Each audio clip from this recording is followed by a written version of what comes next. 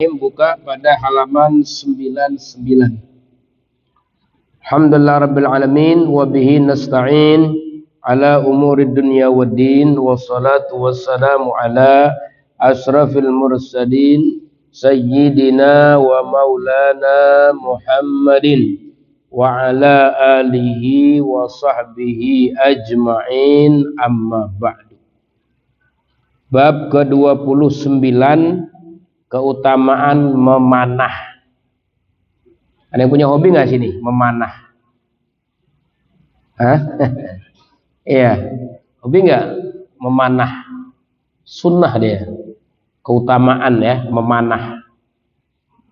Iya, bahwa kata Nabi katanya dengan satu panah aja, ada satu panah nih bisa menjadi sebab 3 orang masuk surga. Panah tuh keutamaannya.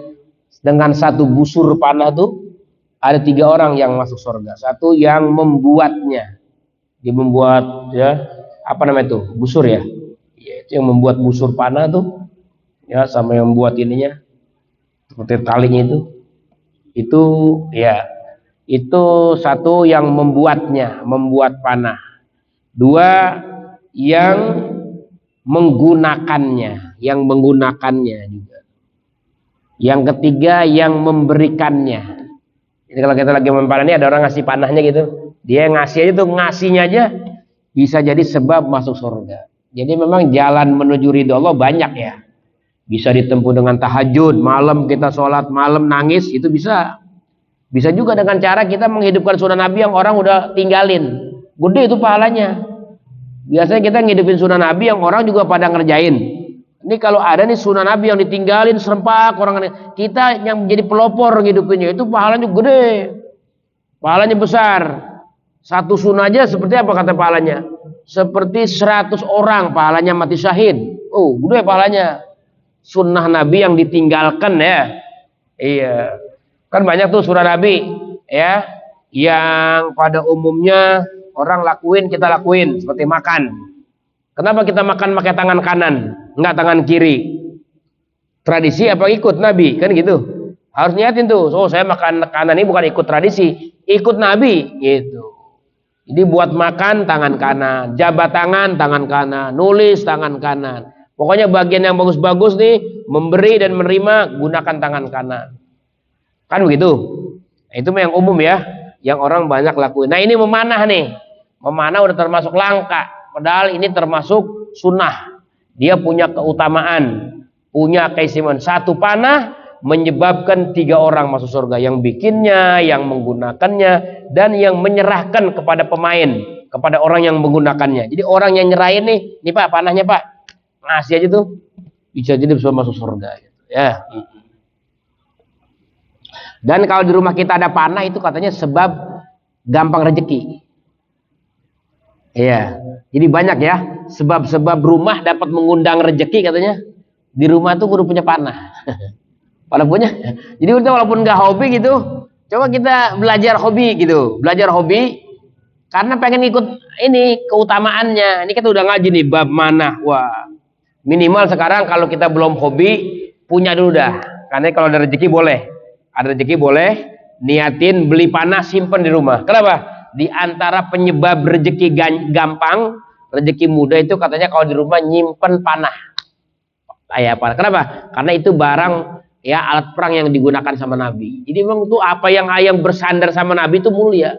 Sampai panah-panahnya aja kalau kita taruh di rumah itu bisa mengundang rezeki. Sama korma juga sama ya. Kalau bisa di rumah kita jangan kosong korma. Korma itu sama tuh, mengundang rezeki ya korma itu. Abu Hurairah menyaksikan seumur hidup saya nggak pernah susah. Ya, karena memang karena di rumah saya simpan pesan Nabi. Di rumah kamu adain korma terus, karena dia yang mengundang rezeki. Termasuk panah ini. Gitu. Ya, kita baca ya hadisnya itu. Bismillahirrahmanirrahim. Qala an-nabiy sallallahu alaihi wasallam, man rama sahman fi sabilillah kaman a'taqa raqabatan. Nabi SAW bersabda, barang siapa melepaskan anak panah dalam membela agama Allah, ia seperti orang yang membebaskan seorang budak. Itu panah ya. Keutamaannya kalau kita perang maju ke medan perang membawa panah, ya. Ya, jadi panah itu lebih utama katanya daripada pedang.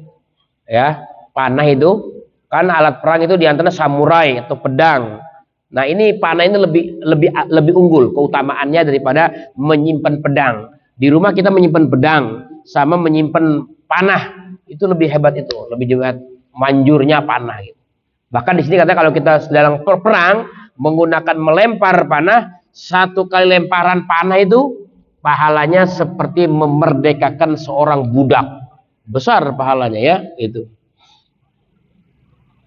Dan bapak-bapak, di sini nih di tulang belakang kita ya, di tulang belakang kita itu ada semacam kerusakan karena kita kadang-kadang kalau duduk itu belum stabil tapi kita langsung duduk, sehingga menyebabkan tulang belakang kita ini jadi agak rusak. Nah, itu katanya penyebabnya adalah ya karena itu tadi kita kalau duduk tuh nggak sampai stabil dulu badan, langsung duduk sehingga terjadi pergeseran tulang belakang ini, gitu ya. Dan itu tulang belakang itu menjadi penyebab kita tuh lemah, ya, namanya ejakulasi dini itu. Penyakit ejakulasi dini atau lemah berhubungan intim dengan istri itu diantara sebabnya katanya ada kerusakan di tulang belakang sini. Nah, itu katanya diantara pengobatannya katanya itu dengan cara kita sering memainkan panah, gitu. Jadi ada orang naik motor ceritanya dari Surabaya, badannya sterek, badannya gede, hebat. Orang naik motor dari Surabaya sampai ke Palembang, kuat dia naik motor. Sampai itu orang Palembang ya, itu salut lah sama dia itu. Naik motor dari Surabaya sampai ke Palembang. Iya. Mantep banget, sesuai sama badannya. Nah, dia bilang, badan saya memang kuat, tapi kalau berhubungan intim saya lemah, kayak gitu. Nah, orang Palembang ada orang sakti juga masuk ke nama dia. Oh, itu mah gampang obatnya. Sering-sering aja main panah. Biar bener nih tulang suruh. Gitu. Jadi begitu dapat sebulan dia main panah ya, rutin gitu. Dia datengin tuh orang yang ngajarin itu. Ya, apa dia bilang? Wah, dia bilang dirangkul langsung, disikap tuh yang ngajarin, bilang terima kasih. Dia bingung nih yang dirangkul. Ada apa nih? Tahu-tahu ngerangkul. Alhamdulillah sekarang saya udah berubah tuh. Hubungan intim saya jadi kuat gara-gara ngikutin saran Tuan, katanya main panah gitu. Nah, itu ada di Bogor, Pak, namanya Syekh Sufyan Nur ya. Dia orang hobi main berkuda juga memanah. Itu katanya memang begitu, katanya di Inggris itu orang-orang Inggris cara pengobatan tulang rusuk mereka itu yang terjadi ya, ada sedikit kerusakan begitu, caranya dengan merutinkan main panah. Jadi main panah itu banyak manfaatnya ya, diantaranya bisa menjaga konsentrasi, Pak. Jadi kalau kita sembahyang nih nggak bisa konsen, sholat kita nggak bisa konsen, sering pikiran kita kemana. Itu cara diantara cara belajar konsen dalam sholat kita, diantaranya menggunakan panah. Pokoknya apa yang berhubungan sama Nabi ini kalau diteliti, masya Allah ya. Iya. Orang main panah aja bisa masuk surga gitu. Orang nyimpan panah aja bisa ngundang rezeki. Orang mainin panah aja bisa mengandung obat besar gitu. Bahkan lebih hebat lagi, bisa konsentrasi. Jadi ada anak-anak kecil ya di daerah Cianjur apa Bandung gitu. Itu kalau anak-anak kan wajar ya kalau sholat suka bercanda, main lari ke sono lari ke, nggak konsen sholatnya. Nah, itu sama anak-anak TK apa SD kalau nggak salah. Ya, sekolah dasar Islam ya, terpadu SDIT gitu. Di antara pelajaran tambahannya, anak-anak itu dikasih kurikulum pelajaran tentang memanah. Begitu diajar memanah ya, itu anak-anak jadi konsen sholatnya. Nggak bercanda, tenang, tentram. Gitu diantaranya. Dan bisa melahirkan kecerdasan lagi tuh panah ya. Masya Allah itu. Jadi sunnah Nabi ya, sallallahu Muhammad, Allahumma sholli alaihi, gitu ya. Nah, gitu Pak. Jadi bolehlah ya kalau kita udah ngaji bab panah ini, minimal kita beli, kita punya di rumah, kita simpen ya. Suatu saat kalau kita lagi iseng-iseng boleh kita gitu ya. Jadi kehobian kita. Kalau zaman sekarang ini anak-anak kecil kita hobinya udah handphone, main game, yang nggak mendidik itu bahkan bisa menurunkan ya kecerdasan otak mereka jadi lemah. Tapi kalau dengan memanah, belajar konsen, terbelajarnya konsen, ya, sholatnya konsen gitu. Jadi gitu ya. Nanti di sini juga diajarkan sama Nabi. Apa saja sih pendidikan yang terbaik buat anak-anak kita ya? Nah, seperti itu. Itu yang pertama ya.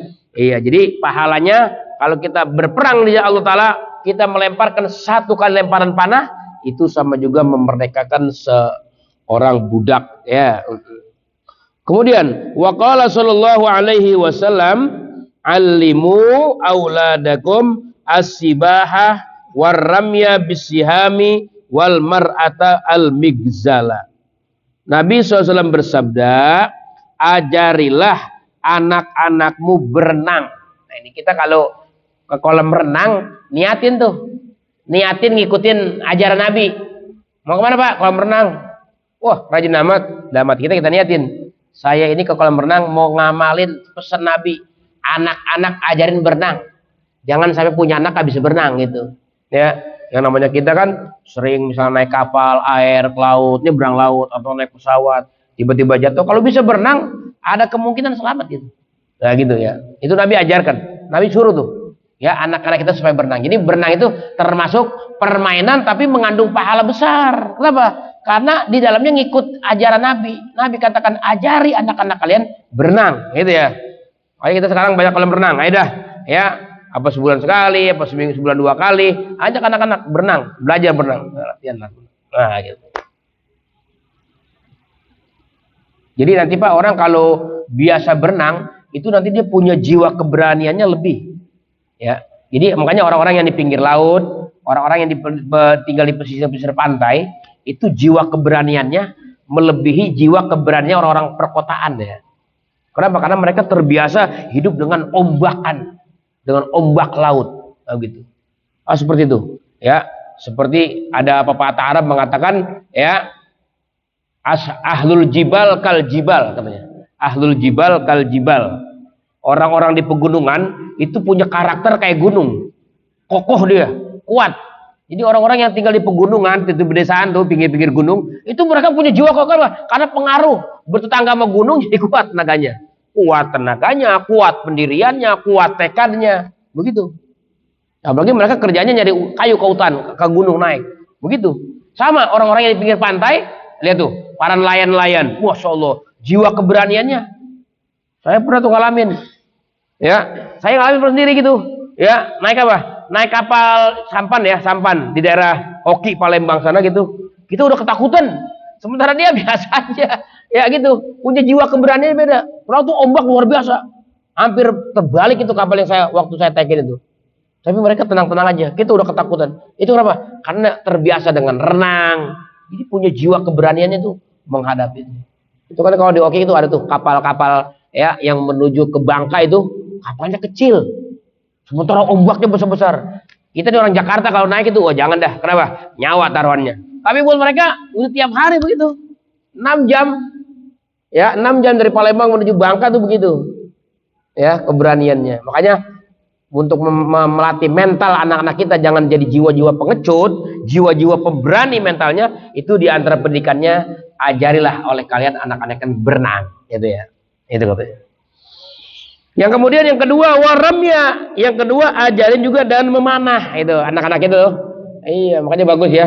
Kalau ada hari-hari libur kita anak-anak kita ajak ya ke arena olahraga, ya memanah, ya selain berenang, ajar juga buat memanah buat mereka. Itu belajar konsentrasi, kecerdasannya beda katanya. Orang yang bisa memanah itu. Kemarin belum lama tuh di pesantren kita punya guru Habib Ahmad bin Jindan ya di Hautoh itu ngadakan turnamen memanah. Dijelasin tuh tentang keutamaan sunnah-sunnah memanah ya, masya Allah banyak sekali disampaikan keistimewaan memanah itu. Kita lihat tuh anak-anak kecilnya, masya Allah udah ahli-ahli bener. Datang berbagai daerah itu, dari Cianjur, dari Bandung, bahkan sampai dari Kalimantan juga datang. Ya, para peserta dari tingkat anak-anak, remaja sampai orang tua itu.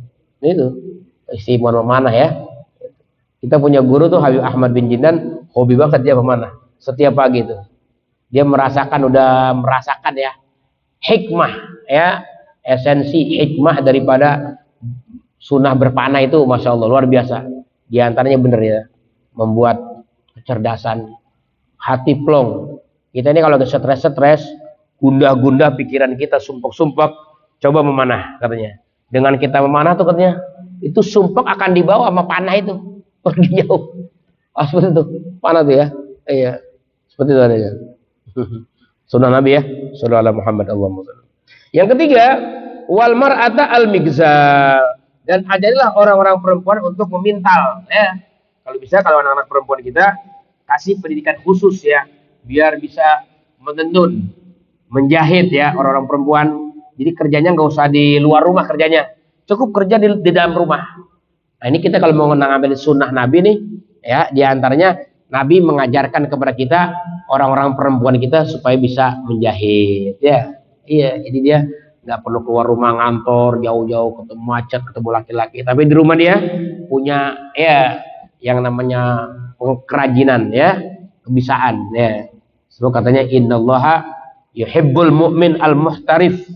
Sesungguhnya Allah tuh sangat mencintai orang beriman yang etos kerjanya tinggi. Jadi orang kalau punya semangat kerja, semangat usaha, semangat dagang, dia ya tanamkan itu kabar gembira ya, bahwa Allah tuh cinta kepada mereka gitu.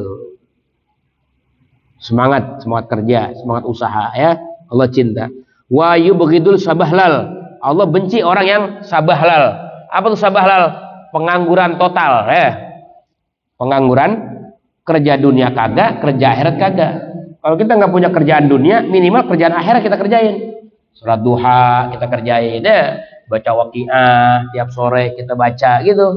Jadi ada kerjaan-kerjaan yang secara amaliyah ya, amaliyah sunnah Nabi nih banyak tuh amal-amal yang membuat rezeki jadi mudah, jadi gampang. Di antaranya itu dulu salah seorang sahabat Nabi yang bernama Abi Dzar Al-Ghifari itu ketika Sa'ad bin Abi Waqqas memberikan uang besar, uang dalam jumlah besar, uang dalam jumlah banyak, mau diserahkan sama dia, dia bilang ini saya terima, tapi saya balikin lagi. Saya udah terima nih, saya nggak boleh menolak hadiah dari orang, saya udah terima, tapi mohon maaf saya balikin lagi. Kata Sa'ad bin Waqqas, loh kenapa dibalikin? Kamu kan perlu buat anak-anak kamu tuh, anak-anak kamu kasihan. Oh jangan khawatir, kamu jangan khawatir anak saya katanya. Sebab anak saya udah kasih pusaka yang lebih berharga daripada ini. Apa itu pusakanya? Pusakanya dua dari Nabi Muhammad SAW. Yang pertama, aku diajarkan untuk sholat duha katanya. Kata sholat duha itu kita suruh mengajarkan anak-anak kita nih Pak, biar bantu rezeki orang tuanya gampang, anak-anak kita di rumah kerjain sholat duha. Gitu. Yang kedua, surat waqiah jangan sampai nggak dibaca kalau sore. Ba'da asar, boleh malam ya. Ba'da maghrib, ba'da isya, sebelum tidur baca waqiah. Itu Abu Dzar Al-Ghifari itu mewariskan kepada anak-anaknya ajar Nabi ini. Kenapa? Karena ini kata suratul rizki, surat rezeki waqiah. Salat rezeki, salat duha gitu ya.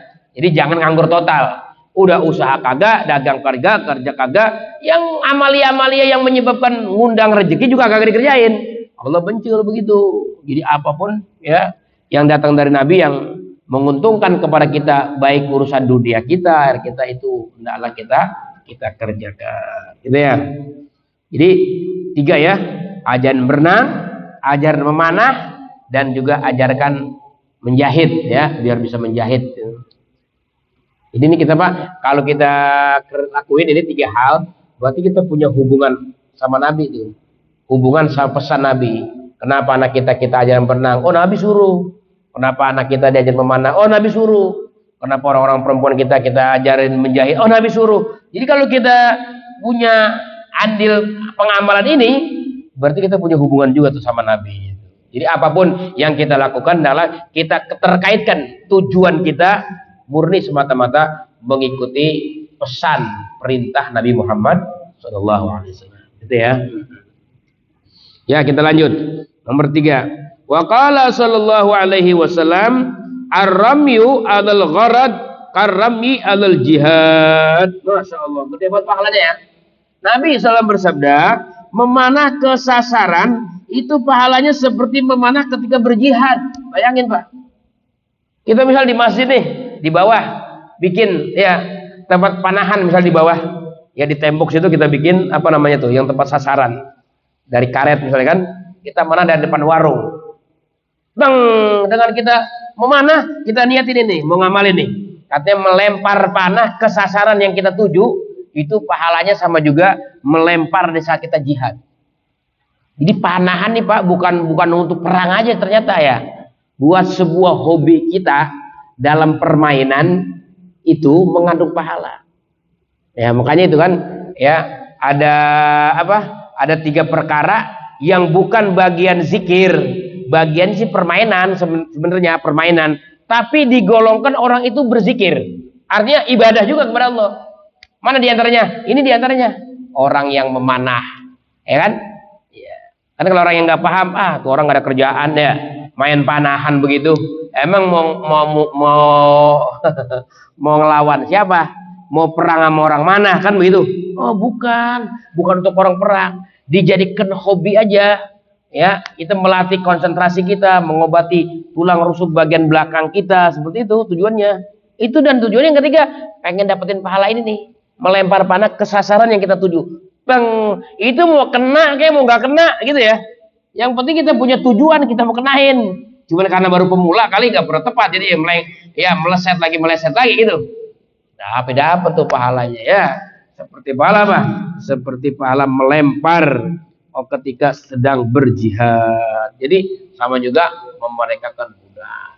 Jadi Pak kalau punya hobi tuh anak-anak kita itu diantaranya hobi memanah, hobi renang gitu ya. Jangan hobi main game, aduh rusak ya. Sekarang tuh kita anak-anak kita nih rusaknya kan sama handphone. Kasih handphone dia seharian sampai malam lagi main game. Nggak berkualitas, dia punya kecerdasan. Sayang akal ini kan masa kecerdasannya sedang tumbuh-tumbuhnya tuh. Ya bukti tumbuhnya apa? Ya kita lihat aja tuh anak-anak kecil kita di rumah ya lebih paham dia main handphone daripada kita yang orang tuanya. Baru juga bayi setahun. Tapi main handphone udah kan gitu ya.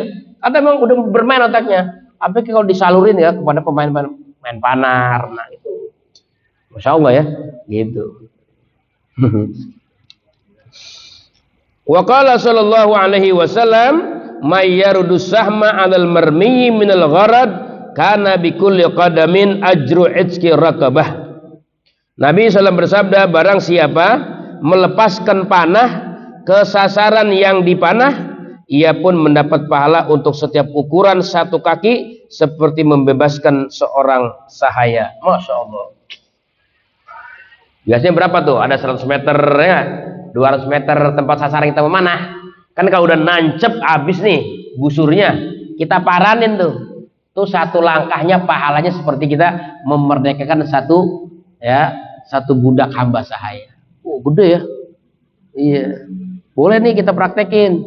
Ya. Di rumah kita kalau ada halaman gitu, ya buat iseng aja. Kalau kayak suntuk-suntuk mumet-mumet itu kita niatin, ya Allah, saya lepaskan panah ini dengan berbarengan ikutlah semua kegundahan hati saya kesemua di dalam busur ini. Tang, pergi dia. Itu katanya ada kepuasan. Itu guru saya pernah. Bolehlah nanti bapak-bapak kalau ada minat ya, kita silaturahmi ke rumah guru saya di daerah Tajur Halang di Bogor tentang bagaimana tuh memanah ya. Iya, supaya kita lebih semangat lagi. Tujuannya sih satu, menghidupkan sunnah Nabi Muhammad SAW yang udah tinggal gitu. Jadi sunnah Nabi Muhammad banyak, ya, tahajud ya sunnah Nabi, kebiasaan membaca Quran ya sunnah, termasuk pemanah juga nih, ya, sunnah Nabi Muhammad SAW. Boleh, iya boleh. Pokoknya intinya kita ada lempar panah, ada tempat sasaran yang kita tuju, iya. Nggak harus beli ya, iya, bikin sendiri boleh. Itu mau apa, bebas aja ya. Katanya seperti itu ya. Jadi mendapat setiap ukuran 1 kaki seperti membebaskan seorang sahaya. Ya, itu saya punya guru hampir berapa ya jarak jauhnya, lumayan tuh, sampai 500 meter kalau nggak salah. Kalau dia lagi dari dapur, dari halaman pesantren, dari dapur ke halaman pesantren dapat jauh. Tapi itu pernah tembus juga tuh seng ya, kekuatannya ya, sampai tembus tuh seng. Ternyata di sini keterangannya ya, main panah itu ada keterangannya. Kemudian kita lanjut. Wa qala sallallahu alaihi wasallam man taraka ramya ba'da ta'lim faqad taraka sunnatan min sunnati. Nabi SAW bersabda, barang siapa meninggalkan kepandaian memanah setelah belajar. udah belajar memanah, udah pandai dia. Udah pandai gitu ya. Dia tinggalkan, maka ia pun telah meninggalkan salah satu sunnahku. Jangan ditinggalin total ya. Kalau kita memang udah sibuk dengan kegiatan ini ya minimal adalah setahun 2 kali main tuh panah di rumah yang ada di dapur kita, panah mainin walaupun setahun sekali gitu. Jangan ditinggal. Kalau kita sudah ahli dalam memanah, jangan ditinggalin, takutnya nanti lama-lama hilang tuh ya, tabiat karakter ahli mana takutnya hilang. Makanya minimal ya setahun 2 kali, setahun sekali, jangan sampai ditinggalkan. Karena di sini Nabi juga mengatakan begitu, udah pinter, udah mahir memain panah ya, setelah belajar dia nggak lanjutin, dia tinggalin, itu sama juga meninggalkan salah satu sunnahku gitu ya. Nah, takut tuh kalau begitu. Enggak, maksud di sini meninggalkan dalam arti sudah meremehkan ya. Dalam arti meremehkan. Kalau nggak meremehkan sih nggak masalah. Ini maksudnya di sini meremehkan. Jadi udah malas tapi karena meremehkan, nggak bawa manfaat, nggak bawa apa, misal gitu. Lah manfaatnya banyak. Tadi aja kan melemparnya begitu. Lama-lama bosan, jenuh, timbulnya meremehkan gitu. Nah, ini yang bahaya. Jangan sampai meremehkan. Ya, kecuali kita ganti kegiatan kita. Misalnya udah nggak mana sih sekarang kegiatannya? Sekarang kegiatannya baca Quran. Jam yang sama biasanya mana? Baca Quran. Biasanya memanah jam sekian silaturahmi gitu ya. Jadi diisi dengan sunnah-sunnah yang lainnya gitu ya. Wa qala sallallahu alaihi wasallam man 'allima ramya summa tarakahu falaysa minna. Nabi SAW bersabda, barang siapa diajari memanah kemudian meninggalkannya, maka ia bukan termasuk orang yang mengikuti sunnah kami ya. Bagaimana kebiasaan Nabi itu kalau udah ahli mahir terus menerus ya, walaupun jarang-jarang gitu mainnya ya. Jangan ditinggalin secara total. Kenapa? Kalau ditinggal itu bukanlah daripada kebiasaan kami, kata Nabi. Kebiasaan kami itu kalau sudah bisa ya adalah permainan setahun sekali digunakan ya. Jangan sampai digangguin secara total. Wa qala sallallahu alaihi wasallam man ta'allama ramya summa tarakahu man taraka ramya falyartami. Nabi SAW bersabda, barang siapa lupa cara memanah, lupa dia cara manah karena udah lama nggak main panah, lupa manahan ya, maka katanya di sini hendaklah ia belajar sekali lagi, ulang lagi. Kalau udah lupa jangan tinggalin, lupa nih udah belajar lagi dari awal, nggak apa-apa gitu, suruh Nabi biar terjaga ya, dilestarikan, diabadikan itu sunnah Nabi panah. Wa qala sallallahu alaihi wasallam man ta'allama ramya summa tarakahu faqad asani. Nabi SAW bersabda, barang siapa belajar memanah kemudian meninggalkannya, ia pun telah mendurhakai aku. Ini mendurhakai Nabi maksudnya orang yang meninggalkannya dengan cara meremehkan ya, menyepelekan. Jangan. Jadi sunnah Nabi itu masya Allah ya, satu sunnah Nabi itu nilainya lebih mahal daripada dunia ini sama isinya.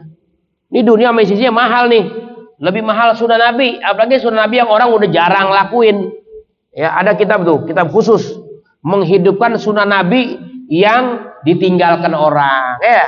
Sunnah Nabi yang ditinggalkan orang banyak, yang berkaitan dengan tidur, berkaitan dengan makan, berkaitan dengan sholat, berkaitan dengan pakaian, banyak tuh ya, sunnah Nabi gitu. Mahal ya satu sunnah Nabi itu ya. Kayak siwak aja kita jarang makan udah, aduh kita hilang mulu penyakit siwak itu. Bener nggak? Iya, makanya beli siwak jangan satu, beli siwak kalau punya serep kayak ban serep ya, hilang satu di sini masih ada di sini, sini masih ada satu sini. Itu kita punya guru kadang-kadang siwak aja bisa 3, di sini satu, sini satu, sini satu. Kenapa? Ini hilang masih ada satu, ini hilang masih ada satu. Jadi emang setan kadang-kadang begitu ya, menggodain kita tuh. Setan kadang-kadang tuh siwak gampang hilangnya. Kita tanya istri, bu siwak mana ya? Nggak ada, itu hilang. Kita jadi bawa kabur sama setan. Nah, kita banyak serep punya. Kayak ban mah gitu, ban mobil jangan pas-pasan yang dipakai 4, harus ada satu yang disimpan. Kalau bocor kenapa gitu? Sama sih itu sunnah Nabi. Ya, insyaallah. Shallallahu ala Muhammad. Allahumma shalli alaihi wasallam. Itu ya. Wa qala sallallahu alaihi wasallam, dan bersabda lagi Nabi sallallahu alaihi wasallam, man rama bisahmin fi sabilillah asaba au akhta'a kana lahu ajru itqi raqabah. Nabi SAW bersabda, man rama bisahmin, siapa orang yang melempar atau memanah dengan anak panah dalam membela agama Allah, kena atau tidak kena, dia lempar panah di saat perang, ya, di jalan agama Allah Ta'ala, kena atau tidak kena, maka ia pun mendapat pahala seperti membebaskan seorang, ya, hamba sahaya. Besar pahalanya tuh, ya, memanah itu. Wa qala sallallahu alaihi wasallam, ta'allamu ar-ramya fa inna ma bainal hadapaini raudhatun min riyadil jannah lirami fi sabilillah. Nabi SAW bersabda, belajarlah memanah karena di antara dua sasaran itu adalah salah satu taman surga bagi pemanah di waktu membela agama Allah Subhanahu wa taala. Itu gitu diajar memanah ya. Sebab sasaran yang kita mau tuju itu apabila kena begitu, di sasaran tersebut mengandung satu taman surga sebagai hadiah buat pemanah di waktu membela agama. Wallahu a'lam bissawab, walhamdulillahirabbil alamin. Sampai situ ya Pak ya. Kita tandain, nanti kita akan mulai lagi kajian setelah Syawal insyaallah. Kita diberikan sehat, diberikan panjang umur oleh Allah Subhanahu wa taala sehingga kita dipertemukan kembali. Nanti diingetin ya, bab yang ke-30. Nanti bab yang ke-30 kita akan lanjutkan daripada kitab hadis Lubabul Hadis Al-Imam Jalalain. Mungkin kita sekarang masih menunggu waktu Isya. Saya ingin menyampaikan sedikit kata sambutan ya, sebagai ya yang diberikan tugas atau kepercayaan oleh Masjid Bait Ar-Rahman dalam memberikan ya materi pelajaran di ini. Mungkin banyak kata-kata ya atau sikap ya perbuatan yang kurang pas gitu. Sekali lagi saya mohon dibukakan pintu maaf yang seluas-luasnya. Karena kita mau masuk Ramadan nih Pak, biar kita selesaikan dulu ya urusan kita sama manusia. Katanya orang yang sial itu adalah orang yang masuk Ramadan sama manusia belum beres dia punya urusan. Maka puasanya nggak akan maksimal Ramadannya. Jadi memang kita kalau mau Ramadan ini maksimal, sebelum kita concern sama Allah, beresin dulu sama orang. Ya, minta halalnya, ya, minta ridhonya, minta maafnya. Yang namanya kita ya, manusia bergaul namanya kan ada aja. Keluar kata-kata yang menyinggung perasaan teman, ya, sikap kita yang kurang disenangi mereka. Kita minta maaf, kita minta halal. Kita pulang dari tempat ngaji ini bawa hati yang bersih, ya. Sebab target ngaji itu kan menjaga kedamaian hati. Allah yang bilang dalam Quran tuh ala bidzikrillahi tatmainnul qulub. Ingat, dengan berzikir kepada Allah hati menjadi tentram, damai. Jadi kita nih ciri ngaji bener nih. Kita kalau habis pulang ngaji nih, keluar dari tempat pengajian, hati kita damai. Nggak ada dendam sama orang, nggak ada iri sama orang, nggak ada benci sama orang. Itu tatmainnul qulub. Damai hatinya karena tadi zikrillah. Apa itu zikrillah? Macam-macam zikrillah. Dengar kajian seperti begini, zikrillah. Atau baca Quran, zikrillah. Atau baca sholawat sama Nabi, termasuk zikrillah. Pokoknya ya, apa saja yang kita dengarkan di satu tempat majelis, masjid, musola, daripada kegiatan sunnah Nabi, pengajian, ilmu, berzikir, membaca Al-Quran, itu buahnya adalah bizikrillah tatmainnul qulub ya. Dengan mengingat kepada Allah, hati kita menjadi tentram dan damai. Jadi katanya orang yang sial itu orang yang masuk Ramadan hatinya belum berdamai. Kita kemana habis pilpres ya gak? Biasanya beda pilihan, orang main caci-caci, maki-maki, kata-kataan ya. Itu bukan cerminan orang-orang majelis.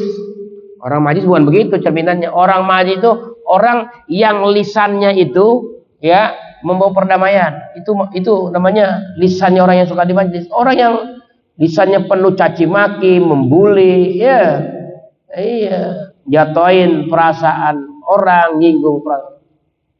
Itu dikatakan sama Nabi, namanya orang yang Islam di lisannya, nggak tembus sampai ke hatinya. Dikatakan sama Nabi, ya man aslama bilisani walam yufdi ila galbi.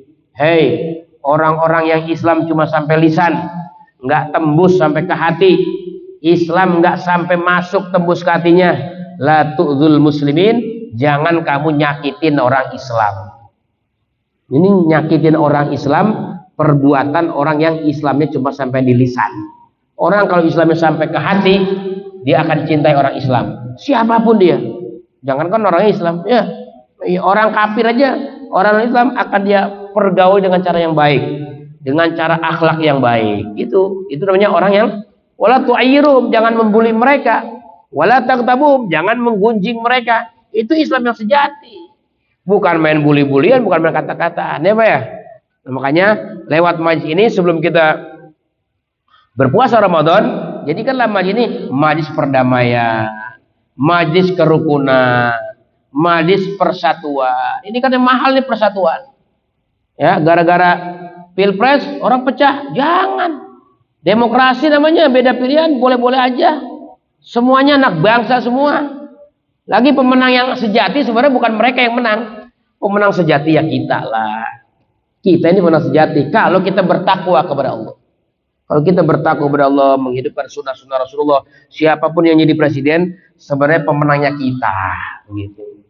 Tapi meskipun ya jagoan kita yang menang, jagoan kita nih yang menang misalnya, yang jadi presiden yang kita lulukan, yang kita jagoin, tapi kitanya nggak takwa sama Allah Taala, lah kalah jadi kita. Ya, masa belain dunia orang sampai agama sendiri kita korbanin? Jangan. Ya, kita ngorbanin agama kita aja demi dunia jelek, apalagi ngorbanin agama demi dunianya orang, demi presidennya orang. Yang jadi presiden siapa? Yang gondok-gondokan siapa? Yang marah-marah. Makanya lewat majlis ini saya minta dibukakan pintu maaf. Mudah-mudahan kita panjang umur, sehat walafiat, ketemu lagi setelah Ramadan. Mari kita jaga kualitas Ramadan kita dengan sebaik-baiknya agar ini menjadi persembahan Ramadan yang terbaik untuk kita kepada Allah Ta'ala. Amin.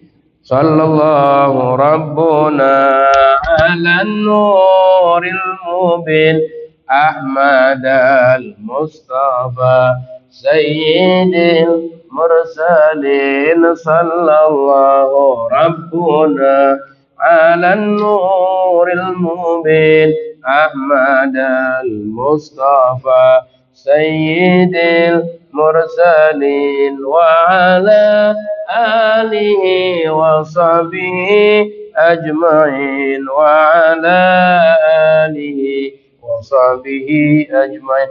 Sambutan sedikit kali mau ke jamaah sambutan.